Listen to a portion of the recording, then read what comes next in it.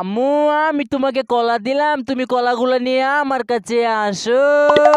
আম্মু, আমি তোমাকে আনারস দিলাম, তুমি আনারসগুলো নিয়ে আমার কাছে আসো। আম্মু, আমি তোমাকে পেঁপে দিলাম, তুমি পেঁপে ফল নিয়ে আমার কাছে আসো। আম্মু, আমি তোমাকে আপেল দিলাম, তুমি আপেলগুলো নিয়ে তুমি আমার কাছে আসো।